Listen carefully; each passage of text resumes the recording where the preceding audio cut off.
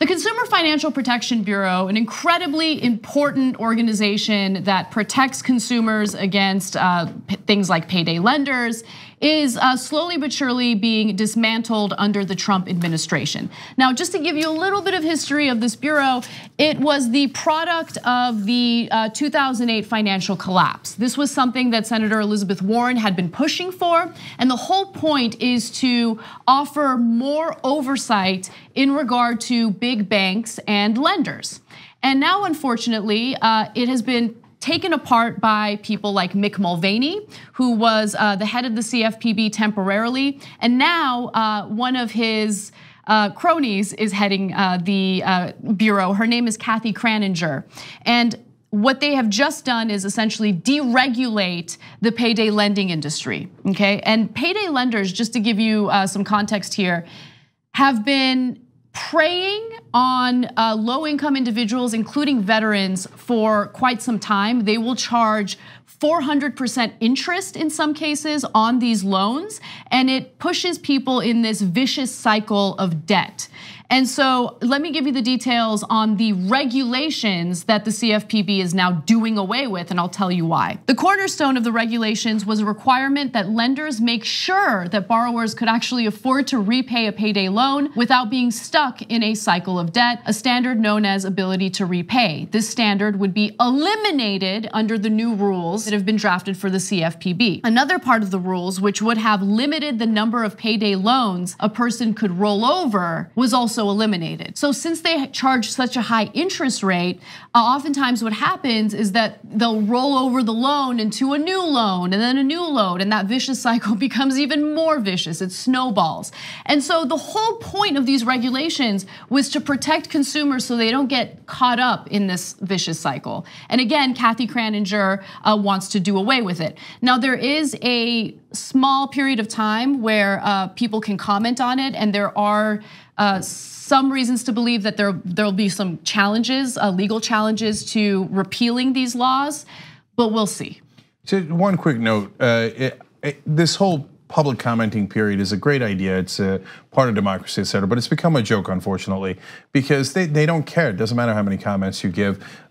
So is there gonna be anybody who comments that isn't paid as part of some lobbying scam by the payday industry that's gonna say, yeah, no, I think the payday guys should be able to charge me 400% interest. I think that's a great idea. And I think they should keep on rolling it over and charging me separately as well, so I can have overdraft fees, and the interest rates could even pile up more.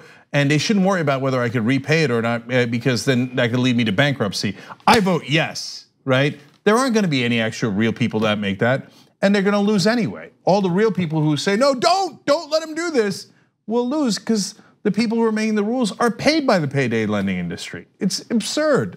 It's terrible, it really is. Also, so Mick Mulvaney received giant campaign donations from the payday lending industry, which is why as soon as he was the acting head of the CFPB, he decided to take it very easy on these payday lenders. So for instance, they were facing a lot of court challenges, and what Mulvaney essentially did was fight on behalf of the payday lenders so they wouldn't have to deal with those challenges anymore. Now, let me give you the details on Mulvaney and his history with payday lenders. As a congressman from South Carolina, Mulvaney received tens of thousands of dollars in political donations from the payday lending industry, raising concerns that he was too connected to appropriately regulate it. Well, those concerns were then confirmed when he did not appropriately regulate payday lenders. Yeah, he started this deregulation on these particular rules, and Kathy Kraninger just finished up what he had started. You know what I've learned about regulation? All sides want regulation. The question is, if you're a Trumpist, you want regulation that protects big companies. And if you're a progressive, you want regulation that protects consumers. And it's really important to remember, because you're gonna hear a lot of people in the 2020 cycle talking about, or maybe you're just gonna hear one, President Trump, talking about we need less regulation. But he doesn't actually really mean less regulation. He means we need regulation that protects companies instead of consumers. Because they need more protection, right? Yeah, poor companies. When are they ever gonna catch a break in America? So I wanna say one more thing about this. The Community Financial Services Association of America is the lobbying group for payday lenders. Do you know where they're holding their giant conference this year. Oh, look at that! It's at Trump's Doral Golf Club in Miami. Where they will pay a lot of money to that club to stay there, to hold a conference there. And guess where they held it last year? Same place. Yep. Did they hold it there before Trump was president? Nope. After Trump became president, somehow they decided they would funnel, I don't know if it's hundreds of thousands of dollars, I don't know what the number is, but a huge amount of money to Trump properties. I mean, it's bribery on top of bribery, right? The payday lenders pay Mick Mulvaney to get elected, that we've legalized that form of bribery. And then they're like, oh, Trump, forget campaign donations, we'll just put money in your pocket by going to your properties. Yep. This is the same trick that the Saudis used. They once rented out a huge portion of the Trump Hotel in Washington. They were not planning to go there. Trump wins. They immediately moved an event they were having to the Trump Hotel, and some of the hotel rooms they didn't even use.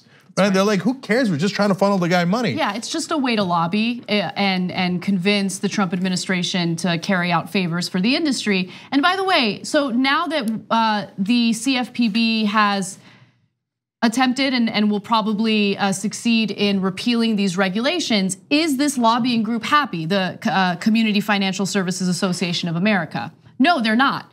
They're angry that the CFPB didn't go further in deregulating payday lenders. So according to Talking Point's memo, they sent a statement out saying that it was disappointed with certain regulations left intact. It's unbelievable. So they said that the government's regulations, especially the ones that the Republicans are not killing, could kill off a large chunk of its business. Yeah, that's, if you're running a business that is hurtful to consumers, that's right, that's how it works. For example, 400% interest, there was a word for that in the old days, it was called loan sharking, okay? And you know what the government did? They killed off the loan sharking business. I mean, that's so unfair. Now who's gonna kneecap people to get the money back, right? Who's gonna ruin people's lives by charging them 400% interest? Don't worry, we legalized loan sharking, it's called payday lenders, okay? And so yes, the government is supposed to protect the consumers from some businesses like the mob, or in some cases, payday lenders. Yeah, and one final thing I want to say, look, payday lenders are the result. It's a symptom of a much larger problem because clearly there is a market for payday lending.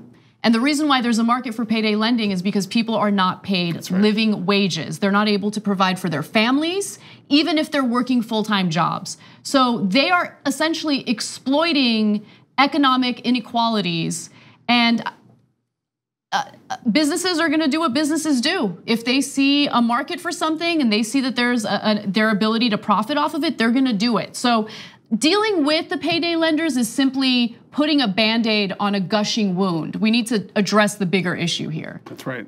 It's not enough for Democrats to call for the regulation or even the elimination of payday lending. We have to figure out how we change the system so it doesn't create so many low-wage jobs that require people to go to payday lenders in the first place. Exactly. One super last point. The Obama administration took 5 years to craft these regulations. And the Trump administration is getting rid of them in no time at all, right? Oh, we'll have a 90-day period where you guys get to comment and we'll read those comments, wink, right? So this is the problem with the uneven playing field. Democrats take so long to get a little bit of progress, and then as soon as you gain 5 yards, the Republicans go 20 yards in the opposite direction in an instant. So we've got to fight for bold change, big change. And I'm not taking anything away from the Obama administration overall here because they went in the right direction. These rules were going to be really helpful, but they took so long getting there that we didn't even get that gradual change because Trump has now undone it. Like what you see? Click the subscribe button below and don't forget to ring the bell to never miss another video from the Young Turks.